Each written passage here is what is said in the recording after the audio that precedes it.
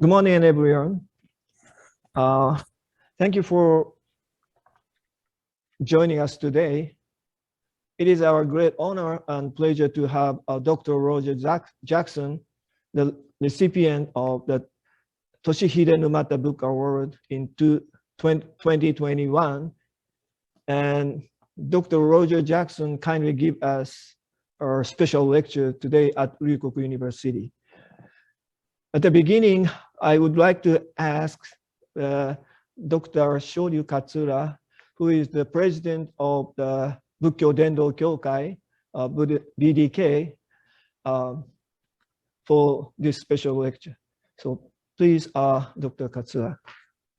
Okay, thank you. On behalf of Bukkyo Dendo Kyokai, Society for the Promotion of Buddhism, I would like to say a few words on Toshihide Numata Book Award in Buddhism.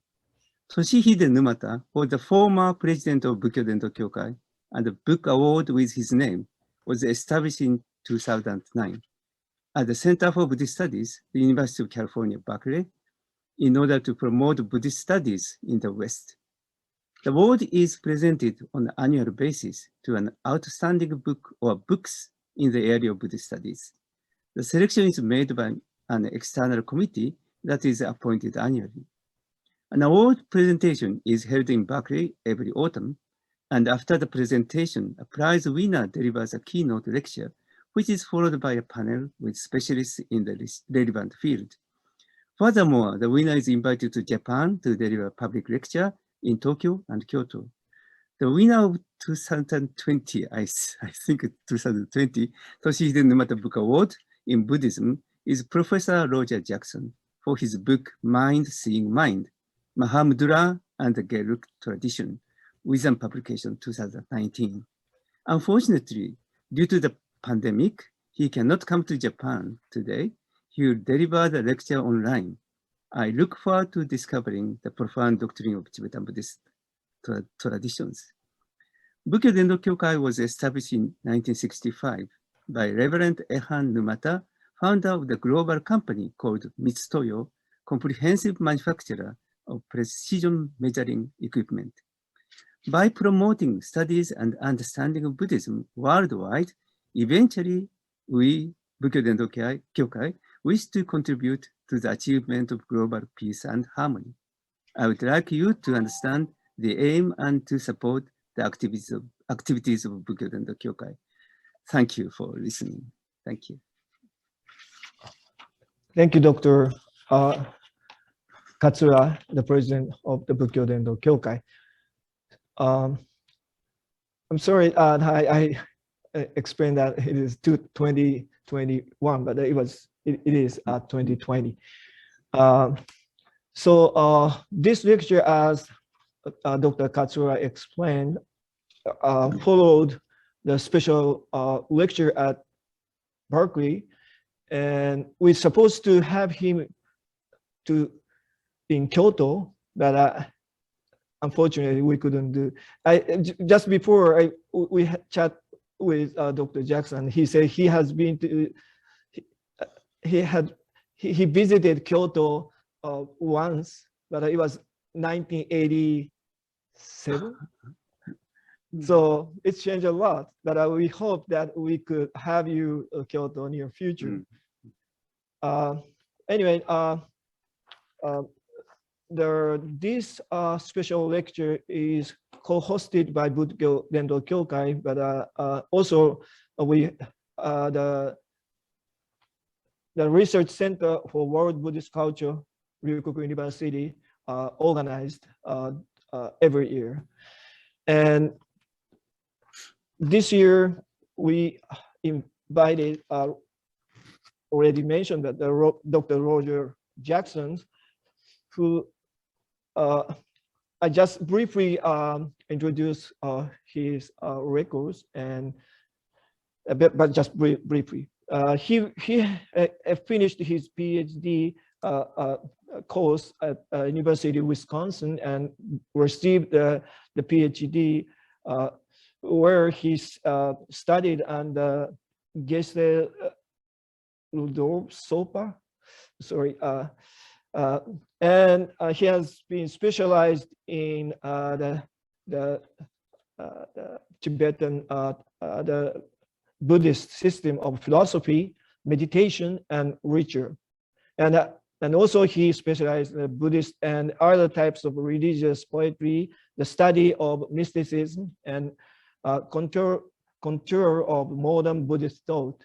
So, but the awarded book is Mind Seeing Mind, Mahamudra, and the Gelug tradition of Tibetan Buddhism is very comprehensive achievement of his study. So we are very happy to have this special lecture by Dr. Roger Jackson. Today's title is The Appeal of the Great Seal, Mahamudra in India, Tibet, and the West. So I would like to ask Dr. Jackson, please.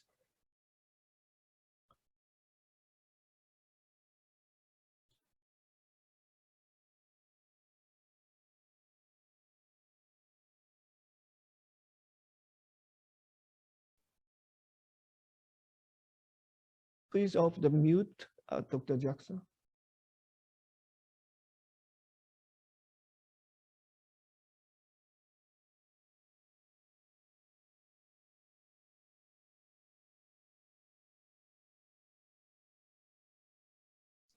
Okay, good. There. Now I'm unmuted, I believe. And now I will again share the screen. Yes. Okay. Does that, can people see the text of my outline? Yes. Yes, good. Excellent. Thank you so much. All right. Well, thank you. Thank you so much for that warm introduction, Professor Dake, and also Professor Katsura for that. And also to Dr. Saka for facilitating so many aspects of this. I also want to, thank, of course, the Numata Foundation for funding the prize, and of course to the Center for Buddhist Studies at Berkeley for having set up the committee that seemed to think this was a worthwhile book. I'm very much appreciative, therefore, to Bob Scharf and all the others who were part of the process, back a year or a year and a half ago. I'm also extremely pleased that Professor Nemoto will make some comments about my book afterwards. His work on Tsongkhapa is well known and well respected, and I very much look forward to hearing what he has to say. One thing I should say at the outset is the way in which this lecture is not at all like my book. Professor Dake held the book up, and you can see from the angle at which he held it up that it's a big book, as he said, comprehensive. Although in a strange way, you write a 700-page book and you realize how it could be 5 times as large. So you're always summarizing and condensing and distilling so much. But because this was a topic that really very little scholarly work had been done on, and I guess I was sort of blazing the trail to some degree, I felt it was better to put in as much detail as I possibly could. So it is a big book. There's no denying that. The particular sense in which this lecture is not like the book, however, is that that the book is largely focused on Gelug Mahamudra. I am going to talk about that. I will get to that, but I'm actually interested here in some rather broader questions, as perhaps you can tell from my title. It has to do with the appeal of the Great Seal, the appeal of Mahamudra in India, in Tibet, and also in what I'll call the West, but really I mean the modern world. I'm most familiar with the modern world in its Western context. So when I use the term West, really it should be understood more broadly. It obviously includes societies like Japan and many others that aren't strictly speaking part of the Occident. So Anyway, so that's the sense in which this is not like my book. My starting point, very briefly, is a story that is told about the great Tibetan master Gampopa, whose dates are 1079 to 1153. He's arguably the founding father of the Kagyu as an institutionalized lineage within Tibetan Buddhism. And the great chronicle, the Blue Annals of Gyalo Tsawa Junupel, tells the story how at the very end of his life, when Gampopa was on the verge of passing away, and was, mostly being left alone to undergo his own processes, there was someone who came and requested from him a complex tantric initiation, and he was turned away. I can't remember whether it was by an attendant or whether by Gampopa himself, but in any case, this person who sought initiation was turned away. And then another person arrived. This was a lay person, and all he wanted was instruction in Mahamudra, in the Great Seal. And he was admitted to Gampopa's presence. He was given a brief teaching on the Great Seal, and that turned out to be the final teaching that Gampopa gave. Now, what you see going on here as a theme, and I think this is fairly obvious, is a kind of a dialectic and also a kind of a tension between complexity and simplicity. This seems to me a theme, that you can find all over the sciences, the social sciences, the humanities. Anytime we talk about human knowledge, we're actually talking about simplicity and complexity. And the bias in this particular story told by Gyalo Tsawa is, of course, that the simpler teaching, just seeing the nature of your mind and receiving the guru's blessing, the Lama's blessing, that's what's really important, not some complicated Vajrayana initiation. But again, the relation between simplicity and complexity is, as I say, a kind of ongoing dialectic. When we think about these terms, and I won't spend a lot of time talking about this, but it does help frame my talk a little bit, so I hope you'll bear with me for a few minutes. Simplicity and complexity are, we think, features of entities, right? We can talk about a hydrogen atom as an extremely simple entity, right? And we can talk about the human brain on the other end of a spectrum as perhaps the most complex entity anywhere that we know of, anywhere in the cosmos. So, and in between that simplest and most complex of entities, there are all sorts of gradations and shades of complexity and simplicity, right? Similarly, simplicity and complexity get used as concepts when we think about the development, the temporal development, if you will, of entities. This can come in many ways. We could talk about biological evolution, a la Darwin or his successors. We could also talk in social or historical terms about the ways in which early humans tended to have something like hunter-gatherer types of societies, and those eventually, grew, transformed, evolved, if you will, into urban civilization. So simpler societies, in quotes, became more complex societies. And we, of course, think of ourselves as living in an exceedingly complex society now. It's important to remember, however, that these are simply explanatory categories that we use in trying to make sense of the world we encounter, right? They're, if you will, lenses on the world. And in thinking about the relative value of explaining things in complex terms or in simple terms, there's a wonderful analogy, not really an analogy, it's more like a metaphor, I suppose, that is found in a fragment by a Greek poet of the 7th century BCE named Archilochus, who famously said, "The fox knows many things, but the hedgehog knows one big thing." This again is playing with this notion of complexity and simplicity. The fox knows a lot of complicated things, but whether the fox can put it all together into a big picture is questionable. The hedgehog knows, as Archilochus says, knows one big thing. It knows sort of the key, the essential that we have to know. And this is kind of the theme that I'm playing with tonight. It's morning where you are, where most of you are in any case.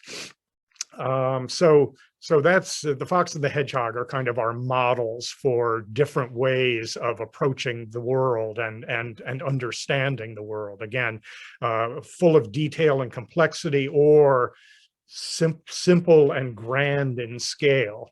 I think you can already tell that my sense is that the appeal of Mahamudra, not to give away my my conclusion already, is that Mahamudra purports at least to be a simple explanation, a simple approach to being in the world.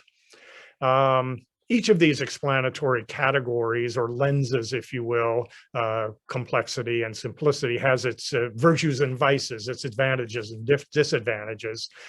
Complex explanation, of course, has the value or the virtue of helping us to account for most or all of the information or data that is relevant to a particular situation, whether we're talking about a sensory situation in which we find ourselves, or some research project in which we're involved, or some religious system in which we're ensconced. In some ways, the more we know about it, the fuller our sense of what that is.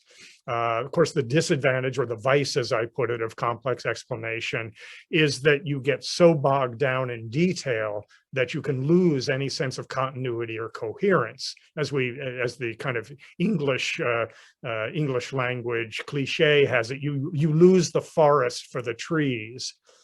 And simple explanation, on the other hand, has the virtue of what scientists like to call elegance, a kind of simplicity, an economy of theory, and it certainly has coherence, and it makes things manageable. Again, whatever realm we're talking about, but it has the vice of the possibility, at least, of getting lost in some kind of simplistic reductionism, just saying, this is all there is, this is all you need to know, end of story, even if the complex explanation begins to undermine what the simple explanation may provide. This is, of course, a theme in the history of thought and the history of religions.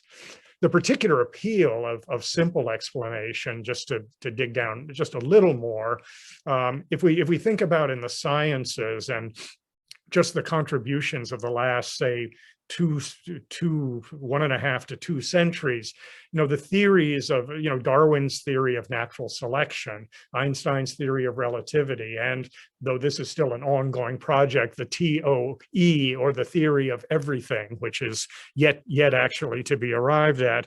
Each of these has or will have a great sense of economy and simplicity that, of course, is just that belies the immense complexity that these elegant, simple theories can describe. But without the simplicity of these theories, we couldn't make sense of all the things that we can about, biological, about biology in the natural world, about the worlds of physics and astronomy, and so forth. By the same token, in human psychology, we go day to day, we live, we have our difficulties, we have our joys. And again, it can be overwhelming simply to be a human being in this day and age, as it's been difficult to be a human being in any day or age. And for most people, to have a psychological theory, whether you articulate it or not, if you have some way of making meaning day to day, moment to moment, year to year in your life, again, having a kind of a simple approach to how you get through life, this again is the kind of appeal of something simple. Maybe there's just 2 or 3 principles that you need to understand to get you through. Religion is, of course, this is the field I'm in, is often these days described as a prime example in human culture of making meaning. This is what religions do and perhaps do best, both traditionally and in the modern world. And just to take a very few examples for quickly dropping down in various places in the history of religions, if you think about the Upanishads of the Hindu tradition, where, you know, to considerably oversimplify, of course, the key understanding one has to have in order to gain liberation, spiritual freedom, is the identity of the Atman and the Brahman, the personal eternal self and the cosmic eternal self. And this was, you know, in contrast, of course, to the great complexity of the Vedic Brahmanical tradition that the Upanishads grew out of, but were also reacting against. In a Chinese context, we might talk about Taoism, particularly the philosophical, so-called philosophical Taoism of Lao Tzu and Zhuangzi, as in part a reaction to the extreme complexity of Confucian ritual and other Chinese ritual practices. When I was in grad school, I read some about Kamakura Buddhism in Japan, and without, and I apologize for any oversimplifications, but at least the way Kamakura Buddhism was presented to me was that over against, again, the ritual richness and the philosophical complexity of the Heian schools, particularly of Shingon and Tendai, one of the hallmarks of the Kamakura traditions, like Zen, like Jodo Shinshu, and also Nichiren, was the focus on perhaps just a single practice that could have the same effects as all these complex systems had. Again, something simple, direct, straightforward. In the West, just to touch down there momentarily, the Protestant Reformation of the 16th century cast itself against the kind of religious complexities of, and not to mention the various worldly corruptions of Roman Catholicism. You know, with Roman Catholicism, you had to have an intermediary between you and God in the form of a priest. In Protestantism, you could have a direct relationship with God. So anyway, these are just a few examples of situations in which simplicity has sort of taken precedence in people's minds over complexity. But, and this is a very important part of what I'm trying to argue tonight, simplicity itself is vastly complex. If you talk about just a couple of areas here, human learning, for instance, when we learn things, we take in, again, whether we're talking about a sensory situation or a situation in which we're studying a topic of some sort, again, sensory, intellectual, whichever it is, we take in a great deal of information, a great deal of data. And most of that data is actually useless to us. And so it's necessary for us, both for survival in the world to some degree, and certainly for mastery of various areas, skills, arts, areas of knowledge, to be able to select and synthesize. In other words, to take all this massive information and boil it down into something much simpler and more coherent and more elegant. In terms of that mastery that I just mentioned, there's a theory that many of you have probably heard of, that it tends to be part of sort of neuroscience and psychology these days.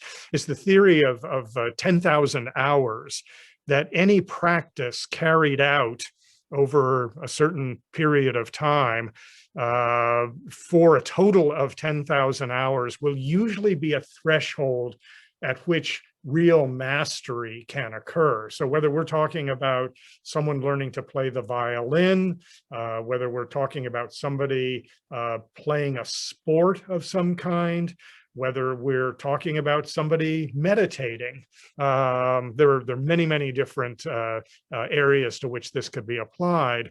It takes about that many hours to become a master of it. And one of the things that we notice about masters of any field or any art or any science or any practice is that what they do seems effortless.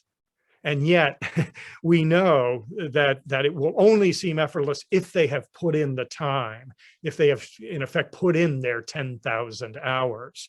So an example I used to cite, though this dates me slightly, was the great ballet dancer Mikhail Baryshnikov. You would watch Baryshnikov dance and it seems absolutely effortless. He seemed absolutely free. And yet we know, of course, that Baryshnikov had to put in a tremendous amount of effort, had to discipline himself in all sorts of ways to gain that kind of freedom and mastery. So these are, this in particular is something that I think we need to keep in mind as we think about some of these more specific issues that I'll be turning to momentarily. You know, when we talk about religion, I already sort of gave you a sense of this, I think, in my comments on the Upanishads and Taoism and Kamakura Buddhism and so forth. But it's important to see that when we talk about religions historically, there are patterns, maybe a kind of oscillation, in fact, between moments of sort of great complexity that give way to moments of simplicity and clarity, and then that's followed by increasing complexity, and then moments of greater simplicity and clarity. So there's a certain, it's like a wave, you know, a sine wave or something, the ways in which these flows occur in the history of religion. So, you know, if you only focus on a moment of simplicity in religion, like Zen in the Kamakura period or Protestantism and Christianity, you may actually fail to see the complexity out of which that came. But furthermore, regardless of sort of issues of historical development or chronology, when you dig deeper into any so-called simple idea or practice, again, whether it's the Atman equals Brahman of the Upanishads, or the inexpressible yet profound Tao of Taoism, the various practices that came to the fore in Kamakura Buddhism, and so forth, you have to see that even when you focus in on them, you are actually looking at a much more complicated picture than you thought you would, and that there is a milieu around these, not always just in the background either, even in the foreground, that shows you that all there's much more going on than just, we've cut to the chase, we're just doing Zazen, or we're just recognizing the identity of Atman and Brahman. So again, simplicity is complex in these two ways, chronological and kind of contextual, if you will. I want to just say, before turning to Mahamudra, which I'm about to do, just two very quick Buddhist examples outside of Mahamudra. The first one illustrating some of the problems with these chronological questions, and the other talking about the context more that surrounds any given so-called simple practice.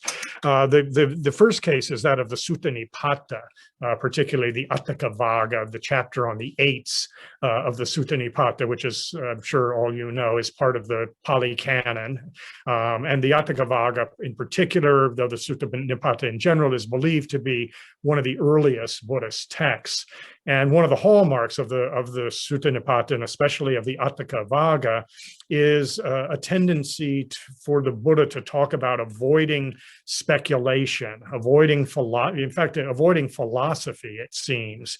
And many scholars have kind of, I would say, jumped to the conclusion that because of the kind of rhetoric that you find in the chapter on the eights, the Attaka Vaga, that this is how Buddhism began, that Buddhism began as a sort of, as a simple movement of contemplatives who weren't interested in philosophy, who maybe weren't even interested in ideas like samsara and nirvana.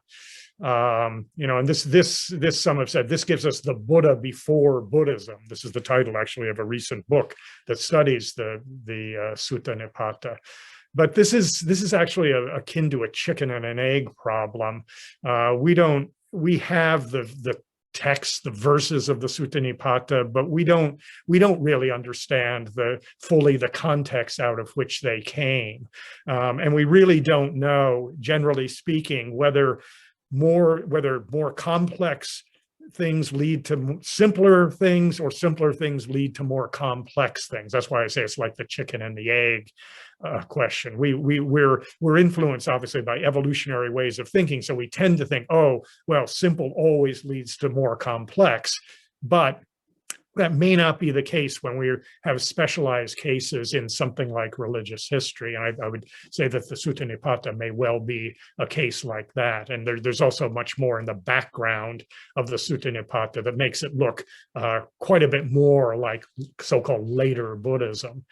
Similarly with Kamakura Buddhism, just to take the example of Zen, say, again, you can look at Kamakura Buddhism, you can look at Zen, as I did when I was younger, and say, it's wonderful. It's such a, direct teaching, goes, as D.T. Suzuki tried to argue, of course, it goes beyond all culture, straight to the nature of the mind.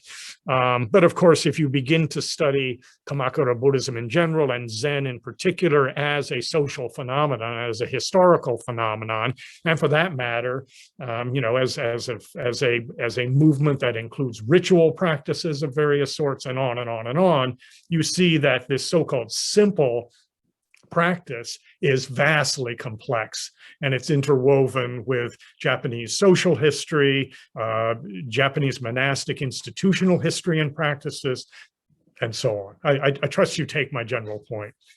So with that as a perhaps somewhat lengthy introduction, I will turn now to Mahamudra, and I can't possibly do justice to this, and almost by definition, I'm going to be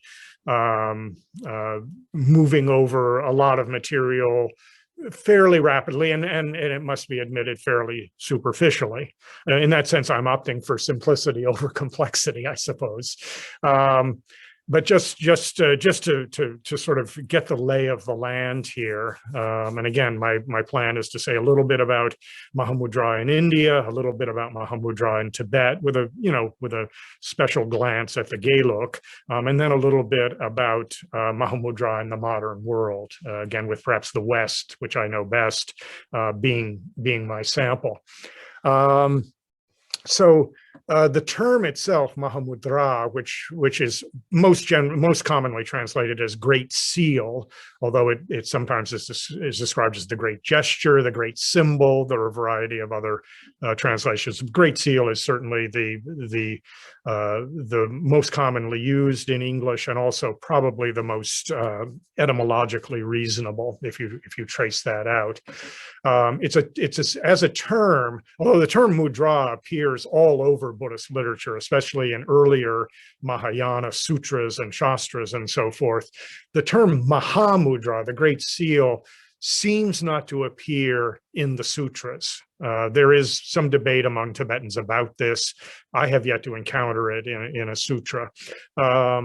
And as best I can tell, and as the best I think other scholars can tell, it's a term that originates in the Tantras, especially what we might call the higher Tantras. I mean, higher and lower are relative, depending on which tantric system we're looking from the perspective of. But the tantras that most Tibetans actually would consider to be higher are the Yoga, Mahayoga, and the Yogini tantras, which roughly speaking date from the 8th to the 12th centuries of the Common Era, so the latter part of the first millennium CE. Yoga Tantra, as I think all of you are aware, is the style of Buddhist Tantra that was carried by Amoghavajra and others from India to China, and then eventually to other parts of East Asia, and became the basis of Shingon in Japan. The Mahayoga and the Yogini Tantras, on the other hand, did not make their way into East Asia to any significant extent.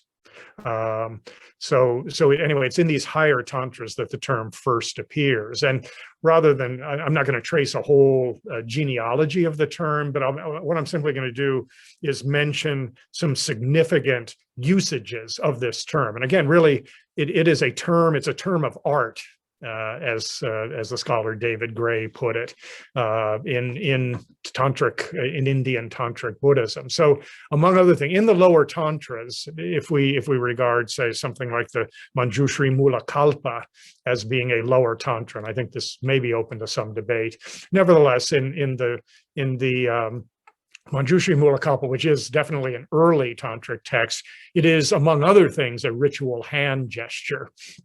And we expect that with mudra, because we know that mudras, one of the significances of mudra in Indian languages is as a ritual hand gesture. But there are other meanings in some of the lower tantras, but that's a significant one. When we get to these so-called higher tantras, the Yoga Tantra, which again is roughly equivalent to the Mikyo traditions of Japan, the key, though not the only significance of Mahamudra, is actually as the visualizations of one's own body as the body of a Buddha. This, of course, is a hallmark of much tantric practice, seeing ourselves in divine form.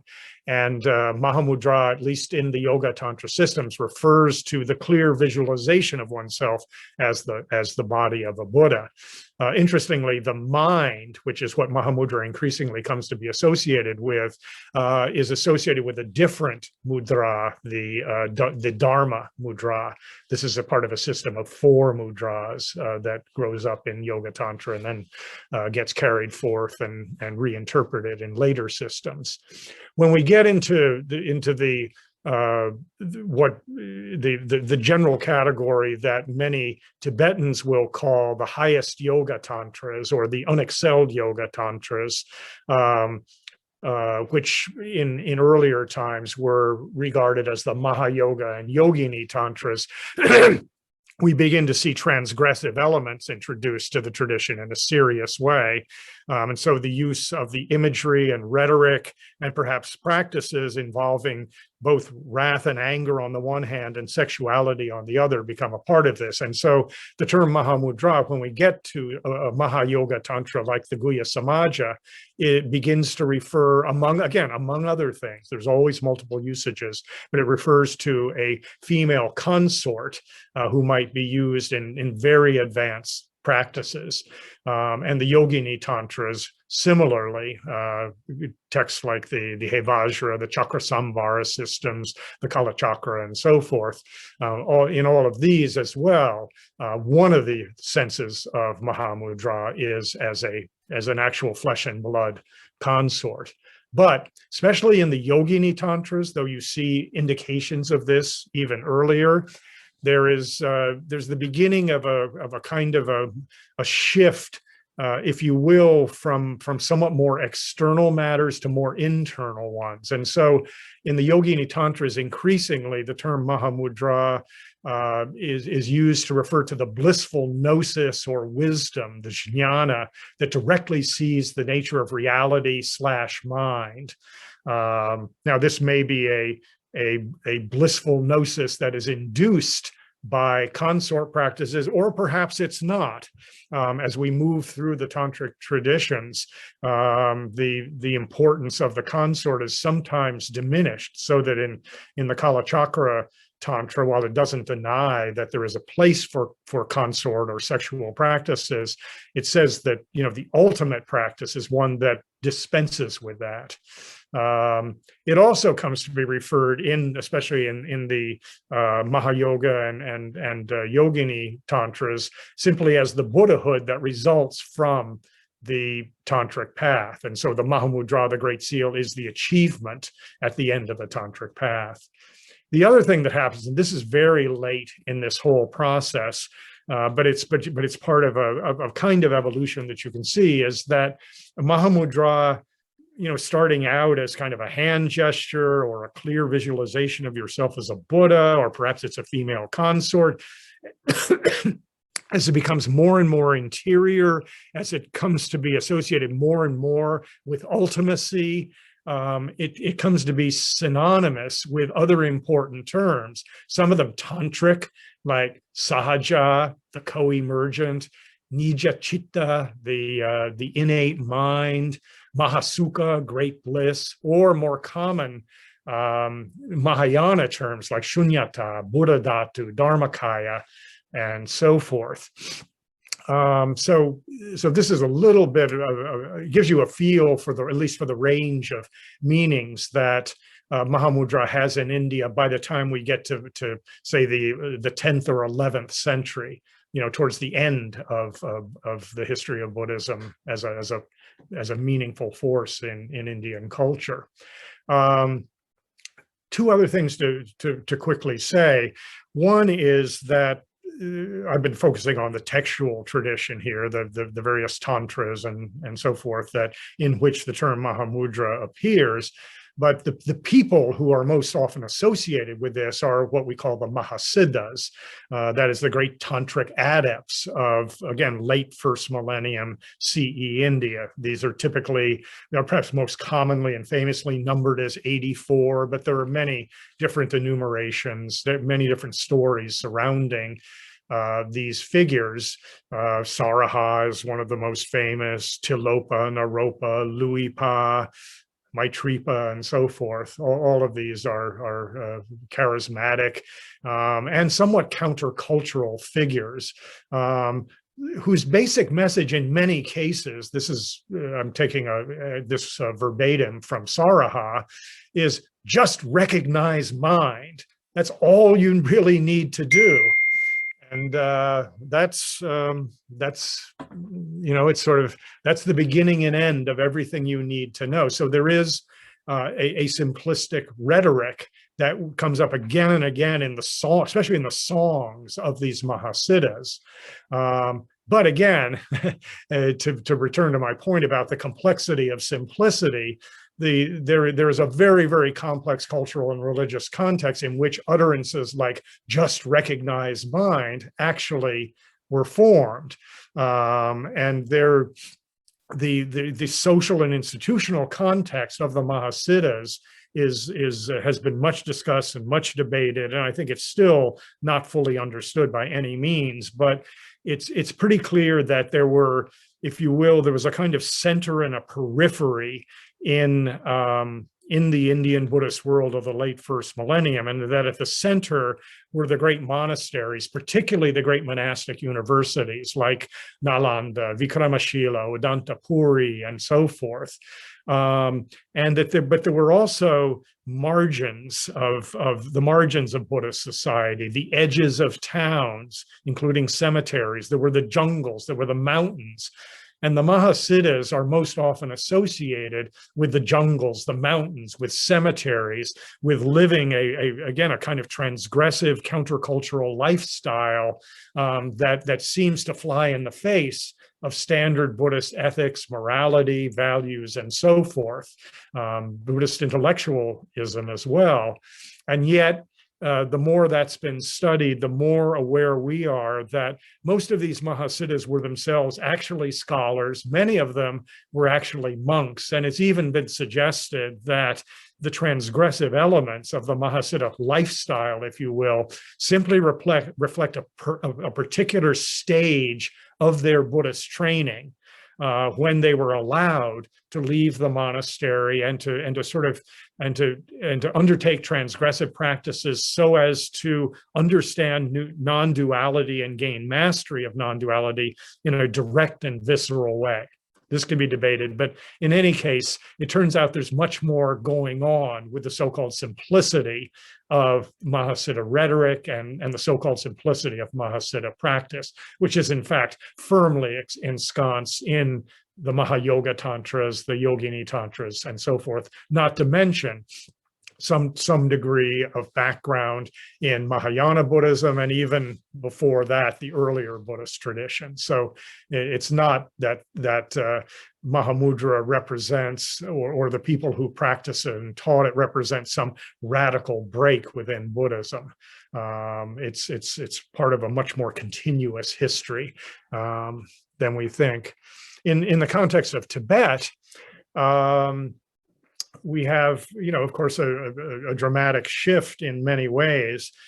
Tibetans, of course, the rhetoric of the self-presentation of Tibetan Buddhism is that Tibetan Buddhism has perfectly preserved the texts and the practices and the ideas of late Indian Buddhism. This, of course, scholars have picked apart with increasing, I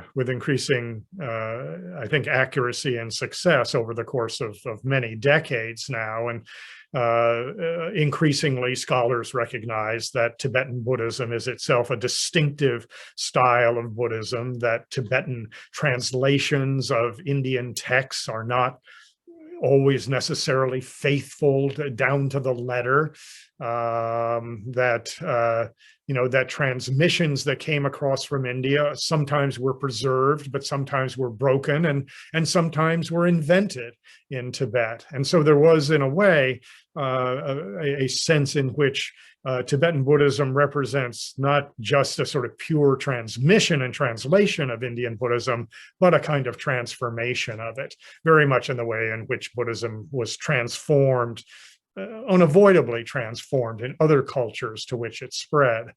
In any case, the context for the arrival of Mahamudra, again, by the end of the Indian period of Buddhism, Mahamudra is not really a system. It's a term. It's as I said, a term of art that has a whole range of meanings. Granted, those meanings are increasingly interior, increasingly mystical, if you will, increasingly ultimate in their reference, but there's a lot of meanings of it. And it's in fact, Mahamudra is all over late Indian Tibetan literature, both tantric and sutra oriented. So when Mahamudra comes to Tibet, it's during what's called the Chidar, the later dissemination of the teaching in Tibet, which is in contrast to the Nadar, the early transmission that occurred roughly from the mid-7th to the mid-9th century. During what's often called the imperial period. And because during that period, the Yogini Tantras in particular were not dominant in India in the way that they later would become, Mahamudra, as a term that kind of fixed itself as important, especially in the Yogini Tantras. It's not that it was unknown during the earlier period, during the imperial period, but it just didn't come to the fore. Instead, if there was a sort of simple teaching and practice that came to the fore in the early stages, it was Dzogchen, the Tibetan great perfection, which of course becomes the hallmark of the Nyingma tradition that looks back to this early period and the visits by figures like Padmasambhava, Vimalamitra, Vairochana, and others. In any case, what happens is when Mahamudra, when the various new Indian texts that had become important since, say, the 9th century, begin to make their way into Tibet, the Yogini Tantras, commentaries, other later works, we see that what begins to happen is that what was a term of art in the Indian context with a variety of different significances becomes, above all, a kind of technique of meditation, a style of meditation. It's got other reference, undeniably. It's connected with the proper view of the nature of reality and the nature of mind. It still means the ultimate achievement at the end of the path. It can refer more loosely to a particular tantric lifestyle, but increasingly in Tibet, we see that Mahamudra becomes a style of meditation systematized in the way that it never quite was in India. In this later dissemination setting, and by the later dissemination, we're talking about roughly I'd say about basically the 11th to the 13th, maybe even into the 14th centuries. It's what Ronald Davidson famously called the Tibetan Renaissance, and what the exact begin and end dates of that are is hard to say and not terribly important.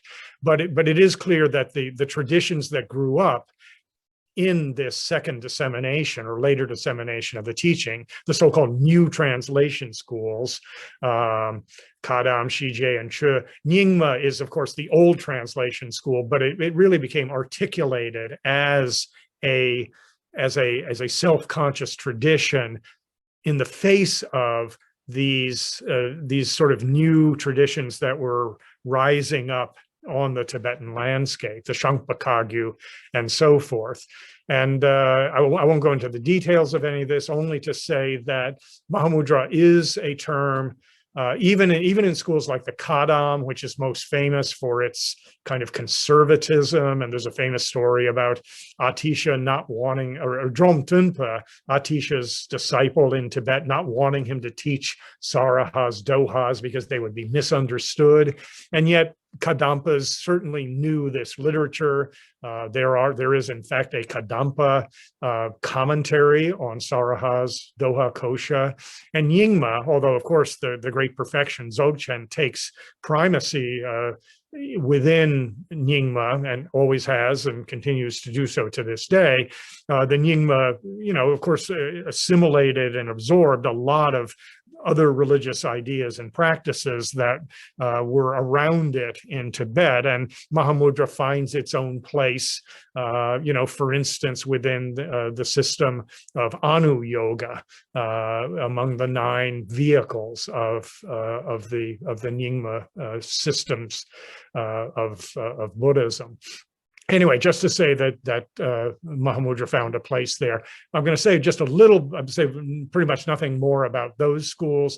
I'll say a little more about the 2 schools, though, that were most prominent in terms of Mahamudra in Tibet. And that was the Marpa Kagyu and more specifically the Dakpo Kagyu, and then the Geluk. And again, this is going to be very brief and kind of superficial, but it'll at least give you a feel for it, I hope. And of course, the early figures in Tibet in the Marpa Kagyu lineage, again, rooting themselves in figures like Tilopa and Naropa and Maitripa in India, were Marpa and Milarepa.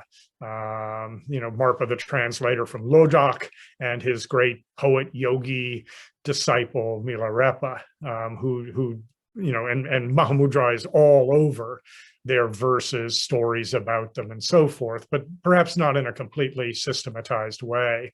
I think it's really with the figure of Gampopa Sunam Rinchen, again, the great systematizer of Kagyu, I would argue, and many would argue, that Mahamudra truly comes to be systematized and truly comes to the center, certainly of the Kagyu way of understanding and being in the world. Gampopa did a great deal in the various texts attributed to him, not all of which were probably written by him, but at least they're texts attributed to him. He talks about, for instance, both sudden and gradual practices of Mahamudra. He talks about a sudden practice like what's often translated the white panacea, the karpo chiktuk. This is like a medicinal simple, as we say in English, the one understanding that will solve all problems. This, of course, is the understanding of the nature of mind, or the realization of emptiness. But he also talks about gradual practices, like the 5-fold Mahamudra that was eventually popularized in the Pakmo Drupa and especially the Drigong traditions, which start with guru yoga and devotion, and presume initiation and generation stage practices and completion stage practices, and all the sort of standard Buddhist lead-ups to then Mahamudra as a realization of the nature of reality and ultimately the dedication of merit. So, Gampopa taught both sudden and gradual ways of thinking about Mahamudra. He also classified Mahamudra in a variety of ways. And I've got question marks here because nobody knows exactly what, if anything, Gampopa would have preferred, but he definitely taught a sutra type of Mahamudra that did not require initiation. That goes back to the story I told at the beginning this final disciple of his was not somebody initiated, and yet he was given the guru's blessing to understand the nature of his own mind as Mahamudra. He certainly understood that Mahamudra was a tantric term, so there was a mantra level of it. It may be that he thought that there was a kind of a third way that combined both sutra and mantra, or perhaps that there was another type of Mahamudra that went beyond sutra and mantra completely. All these were possibilities hinted at in Gampopa's work. In his successors, figures like Lama Zhang of the Tselpa school of Tibetan Buddhism, the Drigongpas, the Drukpas, the early Karmapas, you have an increasingly scholastic and meditative and hermetic working out of all the significance of Mahamudra. You have it being aligned carefully with, much more so than even in the late Indian tradition, with various Indian meditation schemes and path schemes and so forth. And so all this is being worked out as great yogis, sing Mahamudra songs and go on long Mahamudra retreats among the mountain wilds of Tibet. And then, of course, in the meantime, the Kagyu is becoming an increasingly powerful and influential school. In the 15th and 16th centuries, which mark sort of the height, I would say, of Kagyu power and influence before the Geluk begins to insinuate itself into the centers of power, you have a particularly intense degree of scholarship and synthesis going on. Again, figures that I can't talk about in detail here, but figures like Karma Trinlepa, Tashi Namgyal, Pema Karpo, the 7th, 8th, and 9th Karmapa Lamas, all of these were great scholars, also great yogis who gave shape to Mahamudra as it's, for the most part, as it's understood even to this day in the Kagyu tradition.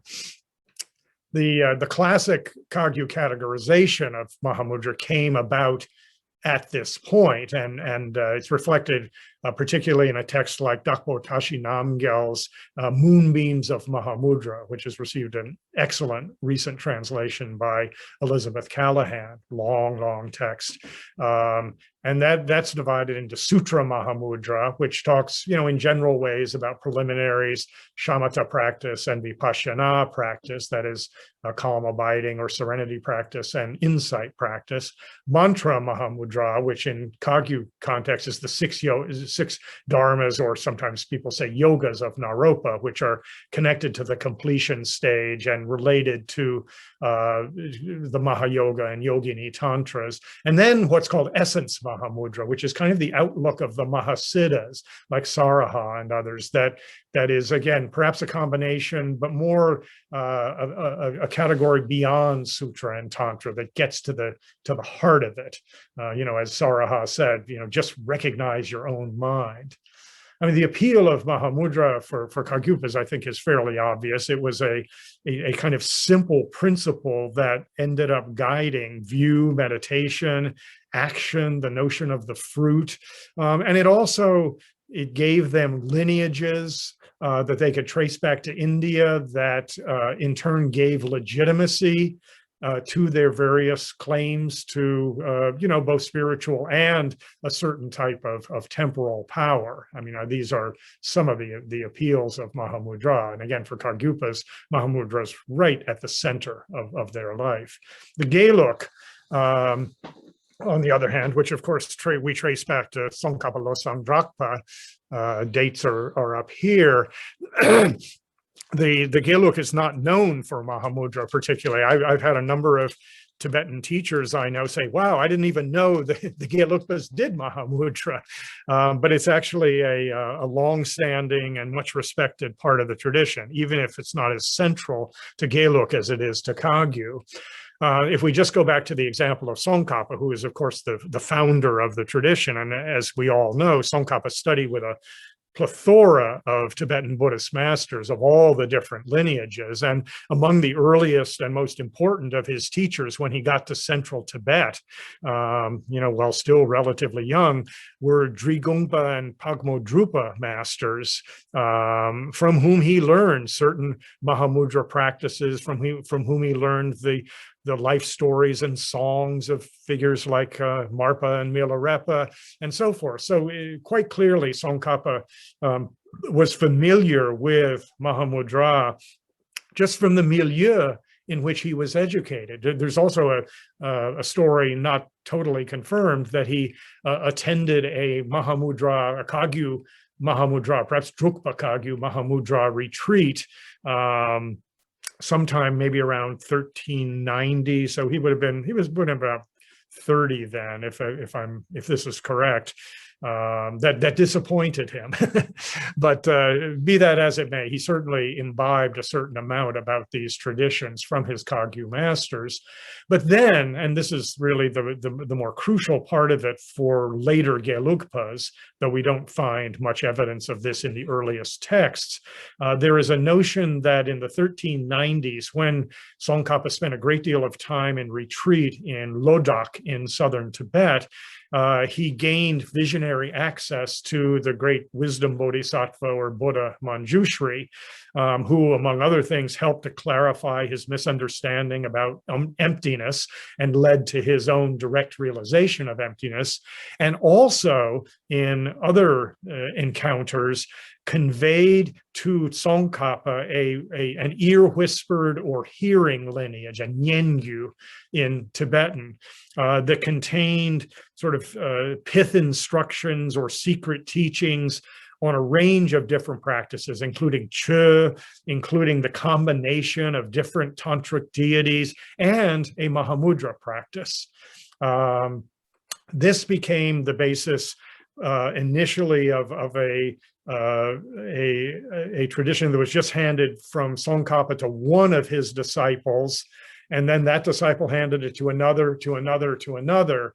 And it came down basically from one teacher to one disciple for a couple of hundred years, or 100, maybe 100 and almost 200 years, until it came to the figure of Panchen Losang Chögyeng, Panchen Losang Chökyi Gyaltsen, who is best known as the sort of first, or depending on how you're counting, fourth Panchen Lama of Tibet. He was a tutor of both the fourth and fifth Dalai Lamas, a formidable and great figure in Gelug tradition.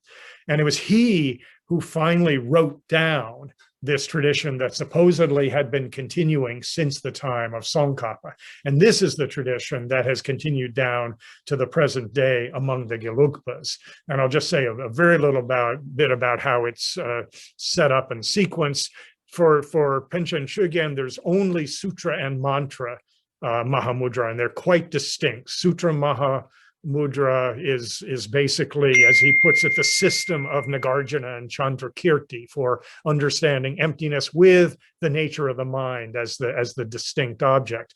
Mantra Mahamudra is simply the completion stage practices of the highest yoga tantras, particularly with Mahamudra specifically identified with the cell, the luminosity or clear light that is attained very far along the path and is almost the gateway to full Buddhahood. He spends most of his time talking about the Sutra Mahamudra practice, and like many Kagyupas, he will divide it into preliminaries, shamatha practices, which again take the nature of mind as the object of meditation, and here you find, when you read the text, that there is a great deal of Kagyu influence, a great deal of Kagyu terminology that works its way in. But he's also he's very clear that there's a dividing line between shamatha and vipassana, and that Kargyupas often seem to confuse this, or at least so he says. When it comes to vipassana, then we have a very much more kind of orthodox Gelugpa way of understanding how insight is practiced. And it starts, as we might expect in a Gelugpa context, with analysis, with various different ways of examining whether the mind actually has intrinsic or inherent existence. And there's, of course, many different systems for doing this. And only when one has sought for an inherently existing mind and not found it, does one settle into a meditative equipoise that is, roughly synonymous with shamatha. And then one moves, of course, from the meditative session to post-meditation, where one has to see all events as illusion-like. And of course, it concludes, like any good Mahayana practice, with dedication of merit. Later on, the tradition, which at least in the hands of the first Panchen and also one of his great disciples, and Amdo, a figure from Amdo, who wrote a great deal on Mahamudra. There you see a great deal of Kagyu influence, even if not on the insight meditation side of things. Later on, the tradition, especially at the hands of Kachen Yeshi Gyaltsen, who lived in the 18th century, became, I would say, increasingly Gelugpified. That is, it became, even the parts that were influenced by Kagyu in the earlier texts began to look more like standard Gelugpa manuals on shamatha meditation, focusing on the 9 stages and the various obstacles and the antidotes, the system of that the Gelugpas picked up primarily from Asanga.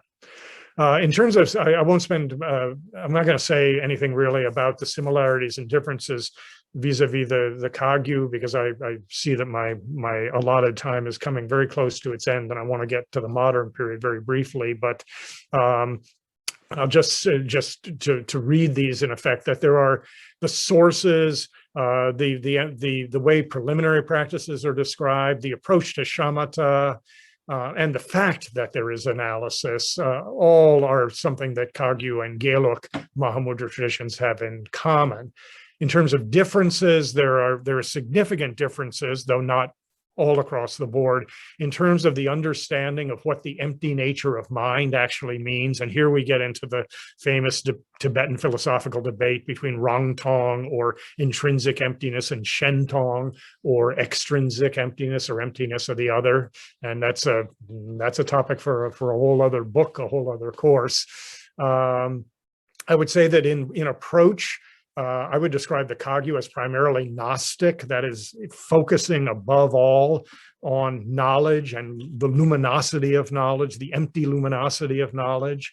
The Gelug, of course, leads you beyond analysis, but it is highly analytical and insists that you spend a great deal of time on analysis. And in practice, as I suggested, where exactly the lines between shamatha and vipassana are to be drawn is a matter of some debate. I've already said that Mahamudra and Gelug, the Gelug world, is not as central as it is in Kagyu, and yet the tradition has persisted. Yeshi Gyaltsen kind of revived it some in the 18th century. Pabonka Rinpoche revived it again early in the 20th century, and it's quite popularly taught these days. And the appeal of Mahamudra for the Gelugpas is, maybe slightly different from that of the Kagyupas. Some have suggested that the Gelugpas wanted a Mahamudra tradition because he was so prestigious, and it was a way of kind of co-opting a tradition that was important to the Kagyu, who were their political foes. But I think we don't have to be too cynical about these things. I think for many Gelugpas, the appeal of Mahamudra is that in a vastly complex system, institutionally, ritually, intellectually, and otherwise, this is a kind of oasis of, at least rhetorically speaking, simplicity. So very quickly here, in the modern world, just to say a few things. The whole question of the translation and transmission of Buddhism is one that I can't get into in any detail here, but I think you're all well aware of it. I've tended to talk about this when I do in terms of and this is broad and it's overly simplistic, of adoption cultures and adaptation cultures, cultures in which there was not a long-standing, quote, civilization or highly developed and sophisticated ritual, philosophical, cultural set of systems, often adopted Buddhism and made Buddhism the vehicle for that kind of development. Sri Lanka would be an example. I think Tibet is an example. And you oppose this to adaptation cultures. China is the prime example here, where you had, by the time Buddhism arrived in the 1st or 2nd century of the Common Era, you had 1,500, 2,000 years of a highly sophisticated civilization. And excuse me. And Buddhism had to adapt. Of course, it was adopted in certain ways, but it had to adapt a great deal so as to meld better with longstanding Chinese ideas, values, and practices. So in the modern world, I think the tendency is to think of Buddhism as coming into an adaptation culture, because the West, though it doesn't have the antiquity that China does, is a long established kind of civilizational pattern and set of processes. And I think the fact that I'll just say in the West, Buddhist movements like Zen, which was one of the first to really gain traction in the West, or somewhat more recently, the mindfulness movement, each of these, at least in the way they're presented in the West, are presented very, very simply. Right? It's that rhetoric of immediacy that Bernard Fohr has talked about. And I think that's part of the appeal. You also see, and how much this is in evidence in traditional Asian ways of thinking about Buddhism is an open question, but Buddhism as kind of as going hand in glove with psychoanalysis, and also separately, I suppose, with social engagement. The use of Buddhism for this is all part of the sort of Buddhist modernism, if you will, that many scholars have now talked about.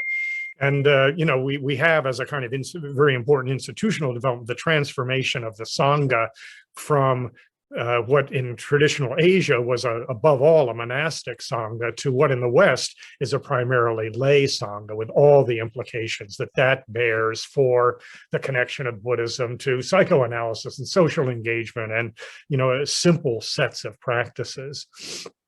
Tibetan Buddhism in the West, more specifically, though you could say this about other forms of Buddhism as well, runs a whole gamut, it should be said, from very traditionalist approaches to what I would call neo-traditionalism, which sort of takes traditional ideas and practices as important and true, but rephrases them in modern terms, to modernism, which tends not to take traditional ideas and images quite literally, but still says they're of value, but they just need to be reinterpreted psychologically, existentially, symbolically, whatever it may be. And then there are even Buddhists who, of course, say that we have to leave the religious elements of the tradition behind. We need a secular Buddhism, because Buddhism, after all, as we saw from the Sutta Nipata, was really just a philosophy of life to begin with. In terms of Mahamudra in the West, I could, of course, provide many examples of all this, but I don't have the time to. Mahamudra probably became known in the West first through popular accounts, through figures like W.Y. Evans Wentz, who edited these wonderful translations by Kazidawa Samdup, the Tibetan book, so-called Tibetan Book of the Dead, the Tibetan Book of Great Liberation, Tibetan Yoga and Secret. Anyway, you're all familiar with those, and the writings of figures like Alexander David Neal and Lama Anagarika Govinda. All of these, were sort of popularized some of this. John Blofeld, before there was much in the way of scholarly study, but increasingly, and especially since the Tibetan diaspora starting in 1959, there is more and more scholarship of Mahamudra. So it's been given serious attention, serious contextualization by scholars over the last 50 or more years. Herbert Gunther was probably the pioneer in this, but there have been many others as well.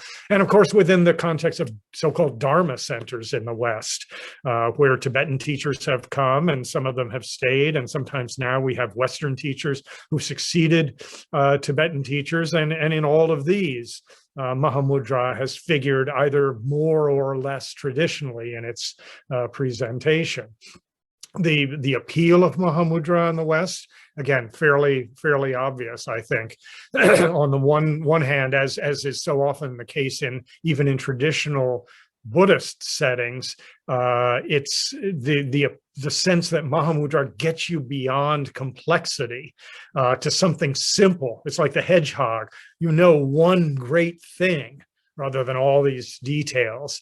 And I think there's a sense, and this helps to explain its popularity, as well as that of Zen and mindfulness and Dzogchen in the West, is the sense, rightly or wrongly, and I would say wrongly, that it somehow is beyond culture.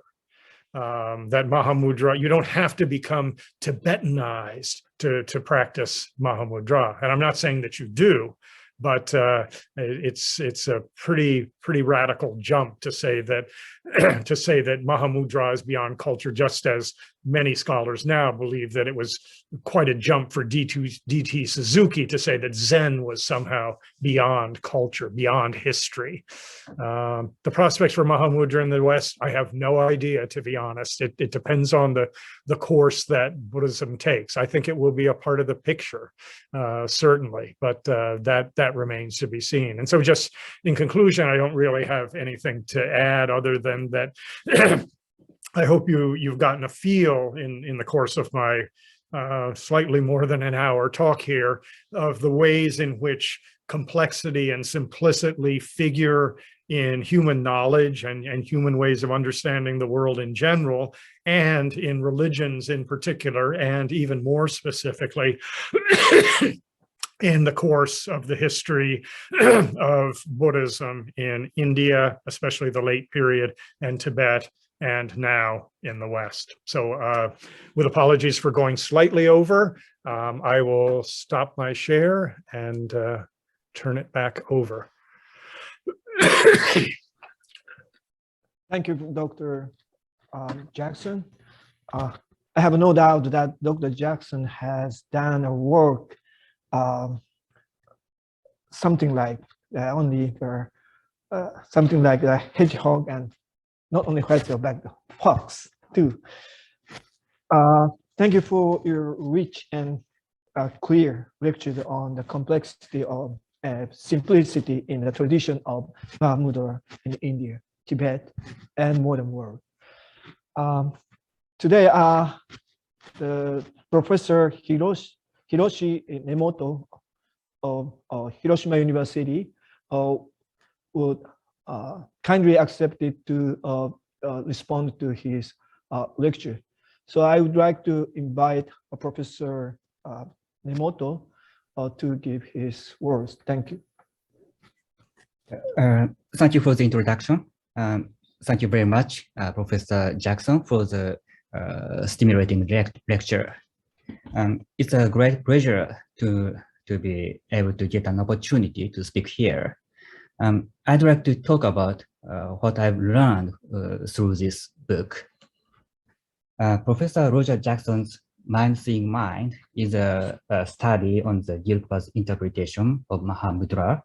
The doctrine of Mahamudra was taught by the Indian Mahasiras, such as Saraha, Tilopa, Naropa, and Maitripa. Then it was developed by the Tibetan masters, mainly from the Kwadrupa tradition, such as Marupa, Milarepa, Gampopa, Karmapa Ranjundroje, Pema Karpo, Chashi Namgir, and many others. So far, many studies have been done concerning the Kwadrupa's Mahamudra interpretation, but until this study of Professor Jackson was completed, we had only limited knowledge of the Gelugpa's interpretation of Mahamudra. So thanks to this book, we are now able to investigate its details. The tradition of the Gelugpa's Mahamudra started with its founder, Tsongkhapa Losantapa, and Tsongkhapa composed several short works pertaining to Mahamudra. Of course, there is a complicated historical story. I do not get into the details. And Tsongkhapa's view was transmitted to his successors, who contributed to establish Gelug-Kwaryu synthesis. The most important figure was undoubtedly the first Panchen Lama, Losang Chugyen. His famous work on Mahamudra, entitled Highway of the Conquerors, together with its auto commentary, Lamp So Bright, is analyzed and translated in this book. Furthermore, a translation of Losang Chugyen's songs of Mahamudra is also included in this present book. And we are now able to see how the Gelug-Kwaryu synthesis of Mahamudra was formulated and how it is expressed in a poetic form by Losang Chugyen. Here, I want to discuss some significant points. The first point to notice is that the Gelug-Kwaryu synthesis of Mahamudra is not a simple matter, since it entails a tension between two different methods of meditation, that is, the Gelugpa's analytic method and the Kwarjupa's non-analytic method. I do not know whether non-analytic is a correct English word. The Gelugpa's method of meditating on emptiness is often called guidance on the Madhyamaka view, Ume Tachi. It is based on the Madhyamaka philosophy of Nagarjuna and Chandrakirti. We find guidance on the Madhyamaka view in the works of Tsongkhapa, Jedukche, Basochuki Gyaltsem, and so on. And we also find it mentioned in the biography of Rendawa. Rendawa is an important teacher of Tsongkhapa. And on the other hand, the Kwarjupa's non-analytic method is derived from the teaching of Saraha's Doha Kosha and other related works of the Indian and Tibetan masters. Of course, I do not mean that the Gelugpa's method is always analytic, and I do not mean that the Kwarjupa's method is always non-analytic. In both traditions, analytic reasoning is either preceded or followed by the static meditation. Serenity and insight, shamatha and vipassana, are equally practiced in these two traditions. But we may say that in the Gelugpa, the role of logic and reasoning is more emphasized than in the Kwarjupa. So what is the Kwarjupa's analysis and what is the Gelugpa's analysis? I think investigation of the mind is one of the core issues of the Kwarjupa's analysis. A practitioner at first observes the mind and sees the mind cannot be found as color, form, motion, location, etc. Throughout the 3 time periods. Then he stops the reasoning process and sees the mind just as it is without making any effort. What he finally discovers is the true nature of the mind, or Dharmakaya, which is inseparable from primordial luminosity. Early Gelugpa scholars, Tsongkhapa, Chedukche, are skeptical about the suitability of this method. They argue that the analysis of the mind into 3 time periods is useless for eliminating our innate misconception about the mind.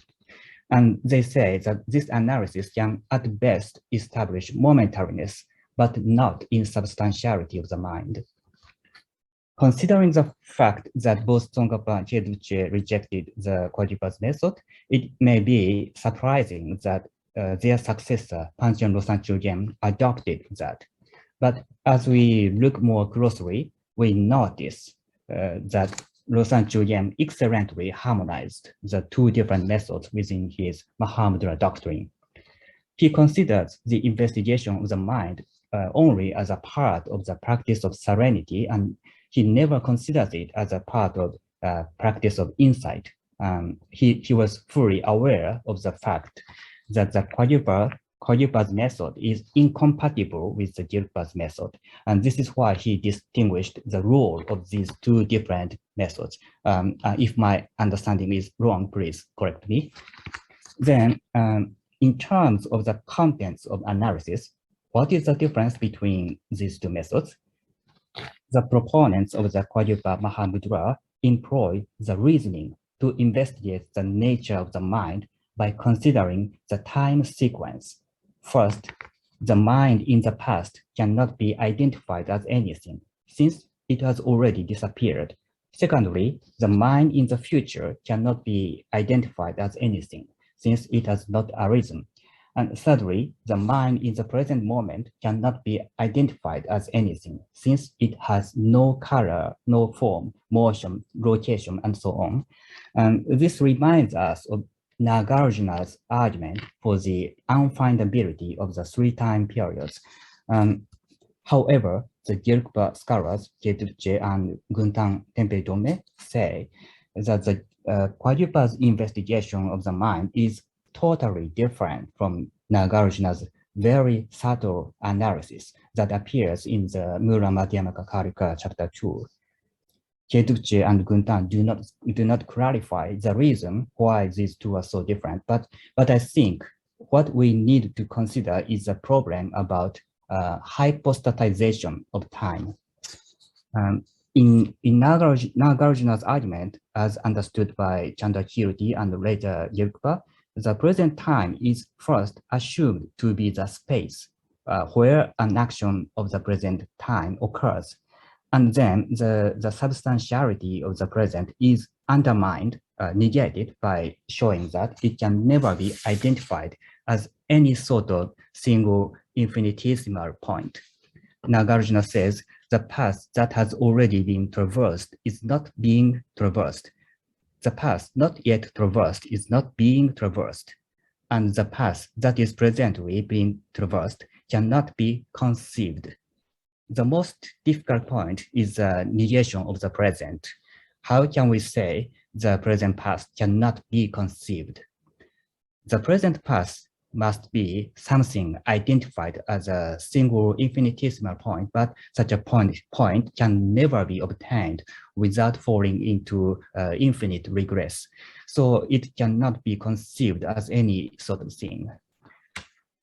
Tues argues that this is the most effective reasoning for negating the substantiality of all phenomena. But why does he think that the Kagyupa's investigation of the mind is totally different from this? In the Kagyupa's method, the mind is always considered as the mind itself and the mind which occurs in the time sequence. In the Gelugpa's Madhyamaka method, the mind is considered as itself at the first stage of serenity meditation, shamatha meditation, but after that, it must be hypostatized as space or something else, and its substantiality is negated by reasoning at the second stage of insight meditation. So in my opinion, hypostatization of the mind is what characterizes the Gelugpa's Madhyamaka argument and what may be absent in the Kagyupa's method of meditation. Probably Losang Chugyen was fully aware of this point, and that was why he considered the Kagyupa's method of investigation of the mind merely as a part of serenity meditation, shamatha meditation. And he holds the investigation of the mind merely he can reveal the conventional reality of the mind, that is to say, the impermanence or momentariness, but it cannot serve as a means of attaining the realization of the ultimate. The question of whether the Madhyamaka analysis of time is applicable to the mind has yet to be settled. It requires further study. Anyway, from the philosophical viewpoint, the comparison between the methods of Gelugpa and Kagyupa, as shown above, is very meaningful because it offers the key to understanding the Buddhist view of mind, which is not identifiable as either color or form or any infinitesimal moment. Then, apart from such philosophical considerations, another point to notice is that Panchen Losang Chugyen's Mahamudra doctrine triggered creation of religious songs in the Gyurpa tradition. Tibet has a long tradition of guruma, songs of experience. It was formed under the influence of Indian Doha, Charyagiti, and Vajragiti, which were created by the Indian Mahasiras to express their spiritual realizations. It was especially the Tibetan Kwadrupa masters like Milarepa who composed such songs to express their individual experience by using many colloquial words that are easily understood by the readers without any knowledge of poetic theory. But in the Gyurpa tradition, before the arrival of Losang Chugyen, such religious songs were not very common.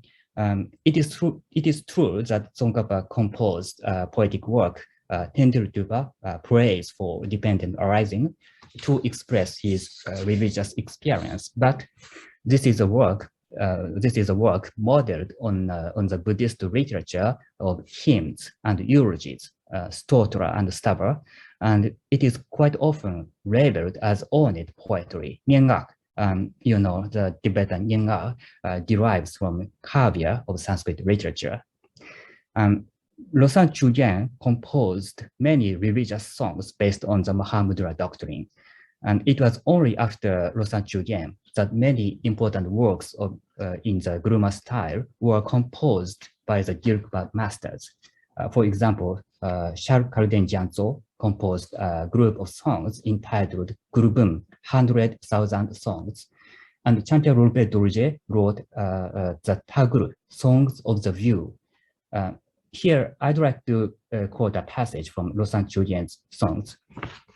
Quote, all things we view are just illusions, and when you look at reality, you see nothing. The path that unites illusion and emptiness through the Guru's kindness is this union attained. Ra, free from extremes of is and isn't. I rest in equipoise in the realm beyond extremes. Unquote. The translation is taken from this book. The verse is written in the style of Guruma. The interjection ra expresses a strong sense of emotion, which is often the theme of spiritual songs. I rest in equipoise is a phrase frequently appearing in the works of Tibetan Mahamudra literature, and it indicates the non-analytic method in meditation. What is described here is mainly the inseparability of emptiness and illusion-like phenomena. Similar ideas are further described in a series of verses following this. The union of emptiness and phenomena is the main topic of Tsongkhapa's Madhyamaka philosophy, and it is beautifully expressed in Losang Chugyen's songs. And we find the same idea in later Gyurpa's spiritual songs, which are called Songs of the View, Taguru. For example, in Carleton Gyantso's 100,000 Songs, we find similar songs, and also Chantia Ronpe Dorje's famous work, Songs of the View, Recognizing My Mother, is written on the same topic, the union of emptiness and phenomena. So it was only after Losang Chugyen's period that Tsongkhapa's philosophical idea was harmonized with Mahamudra doctrine and described beautifully in such spiritual songs. So I'll conclude my remarks. Losang Chugyen's works on Mahamudra, both philosophical and poetical, are very important within the history of Tibetan Buddhist thought and literature. His thought makes us think about the problem of sectarianism and syncretism in Tibetan Buddhism. And moreover, it brings us to consider the philosophical debate between rationalism and quietism. I believe Professor Jackson's Mind-Seeing Mind enables us to get closer to the central part of the Buddhist thought and literature. Thank you very much. Thank you, Professor Nemoto, for your very detailed and also very, in a sense, a challenging comment to his book. So I'd like to ask Dr. Jackson to respond to his comment. Sure. Well, I'm very, very grateful for first of all that you took the time to read the book. It's a very long book, and I appreciate the care with which you've obviously read it. I don't have a lot to say here, but I'll say first of all that I'm very grateful to you, particularly for raising the question of temporality. I think I know this is an area of some interest in your own work, and it's not one that I confess I looked into very much in terms of my own studies. So I think that what you have raised here are important issues that supplement the kind of work that I've done, and as you suggest, they may help, particularly when we do a comparison between Kagyu and Geluk. I think they may help to give us one of the keys to understanding where the differences lie. So I'm very, very grateful to you for raising it from that particular perspective.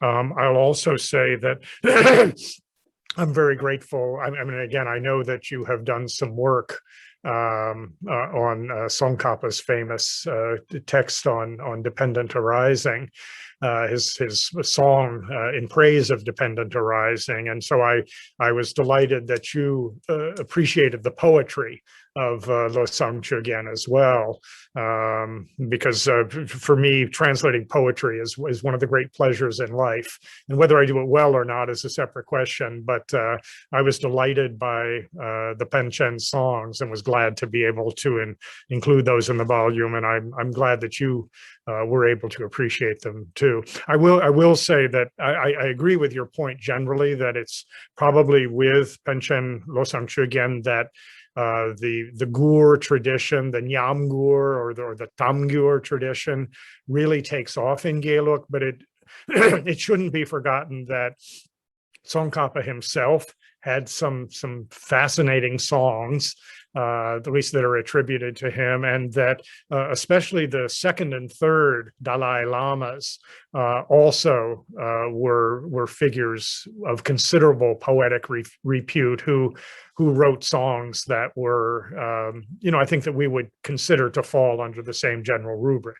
That said, I take your point, and I think that it really is in connection with the Mahamudra tradition in Tibet that Gur, especially Tam Gur, songs of the view, become an important genre. So I appreciate your pointing that out too. Maybe I'll only comment just very quickly on one other point, and that's the phrase Kagyu Geluk synthesis. This is actually a topic of considerable debate among contemporary Gelugpas. His Holiness the Dalai Lama has very explicitly argued that the Mahamudra tradition of the Gelugpas is a synthesis. He describes it in the English title of a book that he and Alex Berzin put together on this topic in the 1997. He calls it the Geluk Kagyu tradition of Mahamudra, and he argues that it is a synthesis. My own investigations have tended to show that, while as I myself pointed out, and as you yourself have noted as well, there are clearly Kagyu influences and images and terms to be found in Geluk Mahamudra, that it really is above all a Gelugpa system. Even when we're talking about the Panchen and Shar Keldan Gatso, who were people who did know a lot about Kagyu, and it had sort of imbibed Kagyu influences. But certainly the later commentarial tradition there's the actual phrase Ganden Kagyu, right? So one way of understanding this is just sort of a combination of Ganden, i.e. Gelugpa, and Kagyu. But Kagyu is a broader term, of course, in Tibetan. It simply means an oral lineage. And most later commentators insisted that, in fact, it simply means the Ganden oral lineage or transmission.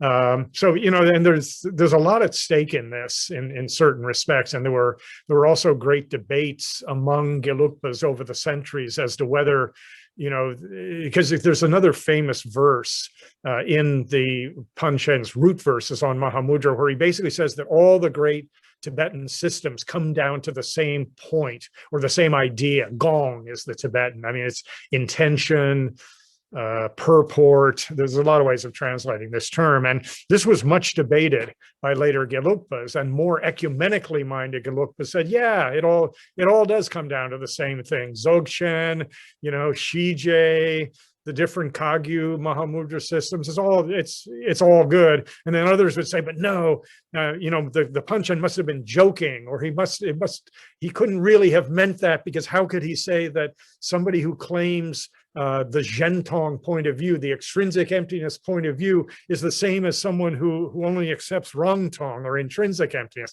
So there's a big debate among Gelugpas, and it even is carried down into the present day with His Holiness the Dalai Lama's particular stance. You know, I look at it differently. Tupten Jinpa looks at it differently as well, but you know, there's room for many perspectives. Anyway, again, I thank you so much for taking the time with the book and for providing such thought-provoking comments.